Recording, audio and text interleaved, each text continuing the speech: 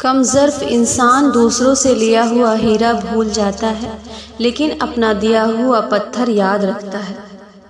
3 قسم کے لوگوں کو مسکرا کر دیکھا جائے تو رزق میں اضافہ ہو جاتا ہے: والدین کو، استاد کو اور بزرگوں کو۔ تمہارے لیے بہترین تعلق وہ ہے جو تمہارے عیب جان کر بھی تم سے تعلق نہ توڑے، اور بے شک وہ تعلق اللہ کے سوا اور کوئی نہیں۔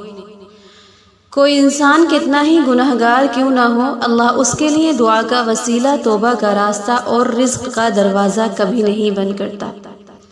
بیدار کر دینے والا غم غافل کر دینے والی خوشی سے بہتر ہے۔ اپنے نفس کی دیوار گرانے کے بعد ہی آب حیات تک پہنچ سکو گے۔ خاموشی سمندر ہے اور گفتگو نہر کی طرح ہے۔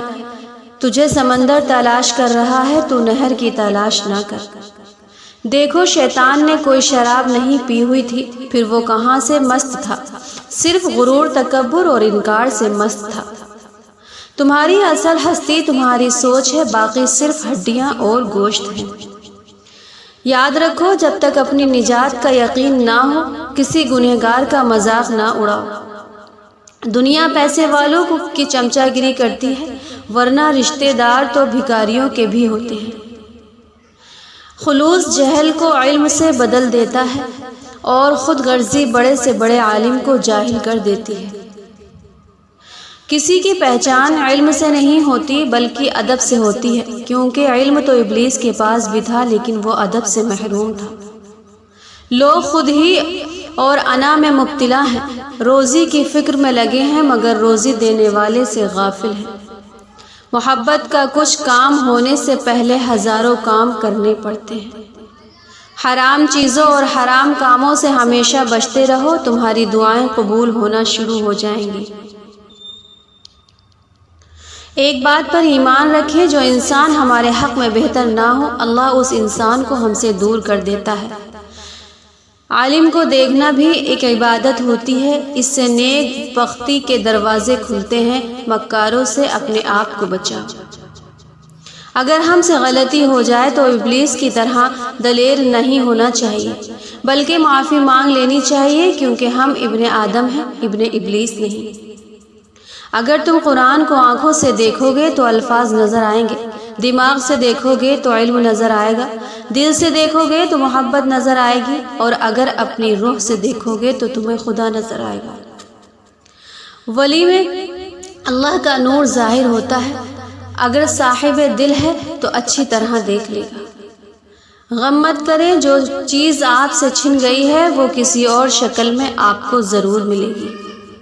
محبت اور غصے میں اصل حقیقت نظر آتی ہے۔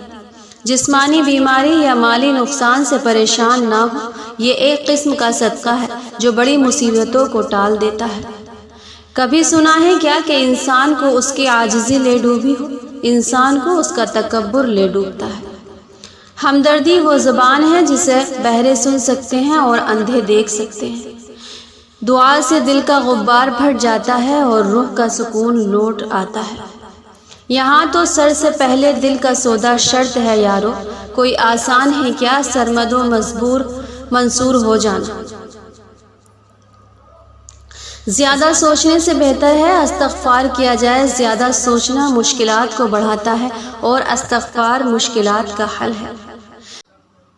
خدا تمہیں پہچان لیتا ہے، چاہے تم کوئی بھی پردہ اوڑھ لو، جو تم نہیں کہتے وہ اسے بھی سنتا ہے۔ اگر تو بیکار پتھر ہے تو کسی صاحب علم کے پاس بیٹھ گوہر بن جائے گا۔ ساری حماقتیں کر لینا مگر ایک حماقت نہ کرنا، اللہ کی رحمت سے کبھی مایوس نہ ہونا۔ درد دنیا کی دولت سے بہتر ہے تاکہ تو تنہائی میں اللہ تعالیٰ کو پکارے۔ سب سے افضل صدقہ روٹھے ہوئے لوگوں میں صلح کرا دینا ہے۔ حق تعالیٰ کی عطا کے لیے قابلیت ضروری نہیں، جب عطا ہے تو قابلیت خود بخود پیدا ہو جاتی ہے۔ جب اللہ کسی سے خوش ہوتا ہے تو اس کے لیے نیکی آسان اور گناہ کرنا مشکل کر دیتا ہے۔ کسی کی جگہ لینا یا کمی پوری کرنا دو الگ باتیں ہیں۔ جگہ لی جا سکتی ہے لیکن کسی کی کمی پوری نہیں کی جا سکتی۔ اپنی جوانی کے دھوکے میں مت آنا کہ یہ عنقریب تم سے چھین لی جائے گی۔ انسانیت وہاں دم توڑتی ہے جب ایک انسان کی مصیبت دوسرے کے لیے تماشا بن جاتی ہے۔ اپنی آواز کی بجائے اپنی دلیل کو بلند کیجیے۔ پھول بادل کے گرجنے سے نہیں برسنے سے اگتے ہیں۔ نفس کا تزکیہ چاہتے ہو تو 3 باتوں کو اپنی عادت بنا لو: نعمت پر شکر، تکلیف پر صبر اور گناہوں پر توبہ۔ قبر کی تنہائی سے پہلے قدرت ہمیں کئی بار تنہا کرتی ہے تاکہ ہم خالق حقیقی کے تعلق کو سمجھیں۔ معاف کر دینا وہ خوشبو ہے جو پھول ٹوٹ جانے کے بعد بھی آتی ہے۔ انسان کا دل اور نظر قابو میں نہ ہو تو وسوسوں سے پیدا ہوتے ہیں۔ جو شخص اللہ کو پا لیتا ہے وہ خود کو اور دنیا کو بھول جاتا ہے۔ اپنی پریشانیوں کو بھول جاؤ اور صاف دل بنو، آئینے کے چہرے کی طرح جس میں کوئی تصویر نہ ہو۔ جس نے رب کے لیے جھکنا سیکھ لیا وہی علم والا ہے، کیونکہ علم والے کی پہچان عاجزی اور جاہل کی پہچان تکبر ہے۔ اگر غرور میں مبتلا ہونے سے بچنا چاہتے ہو تو خود سے زیادہ ذہین شخص کی صحبت اختیار کرو۔ ابلیس کی غلطی یہ تھی کہ میں آدم سے بہتر ہوں، اور یہ بیماری ہر انسان کی روح میں ہے۔ اگر تمہیں سب راستے بند نظر آئیں تو وہ تمہیں ایسا پوشیدہ راستہ دکھا دے گا جس کے بارے میں کوئی جانتا نہیں ہوگا۔ اگر میرا علم مجھے انسان سے محبت کرنا نہیں سکھاتا تو ایک جاہل مجھ سے 1000 درجہ بہتر ہے۔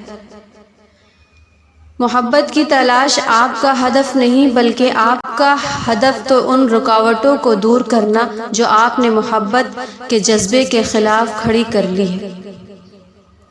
اگر اپنا گھر اپنے سکون کا باعث نہ بنے تو سمجھ لو توبہ کا وقت آ گیا ہے۔ لوگ خودی اور انا میں مبتلا ہیں، روزی کی فکر میں لگے ہیں مگر روزی دینے والے سے غافل ہیں۔ کبھی کبھی ایسا بھی ہوتا ہے کہ سکون کے لیے دوا کی نہیں کسی کے الفاظ کی ضرورت ہوتی ہے جس سے ہم کو بہت محبت ہوتی ہے۔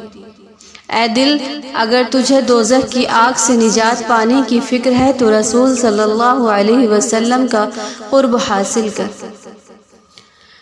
کھٹکھٹاؤ وہ دروازہ کھول دے گا، مٹ جاؤ وہ سورج کی طرح چمکا دے گا، جھک جاؤ وہ آسمانوں جتنا بلند کر دے گا، کچھ بھی نہ ہو وہ تمہیں سب کچھ بنا دے گا، اس کے ہو جاؤ وہ اپنا بنا لے گا۔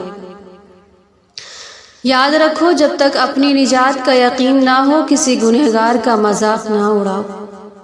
خاموش رہو، صرف خدا ہی تمہارے دل کا بوجھ ہلکا کر سکتا ہے۔ ایک دن وہ بھی آئے گا جب ہم اپنے نبی صلی اللہ علیہ وسلم کے ہاتھوں جام کوثر پی کر جنت میں داخل ہوں گے انشاءاللہ۔ درویش روٹی عبادت کے لیے کھاتا ہے، عبادت روٹی کے لیے نہیں کرتا۔ نبی کریم صلی اللہ علیہ وسلم نے فرمایا، میں نے قبر سے زیادہ کوئی اور بھیانک منظر نہیں دیکھا۔ یا اللہ قبر کی سختی سے ہماری حفاظت فرما۔ جہاں پانی گرتا ہے وہاں سبز اگتا ہے، جہاں آنسو گرتے ہیں وہاں رحمت اترتی ہے۔ اپنی روح کا سودا کسی بھی چیز کے ساتھ مت کرو، یہ واحد چیز ہے جو تم اس دنیا میں لے کر آئے اور صرف اسے ہی واپس لے کر جاؤ گے۔ عبادت کا کوئی اصول نہیں ہے، وہ ہر اس آواز کو سنتا ہے جو مخلص دل سے نکلتی ہے۔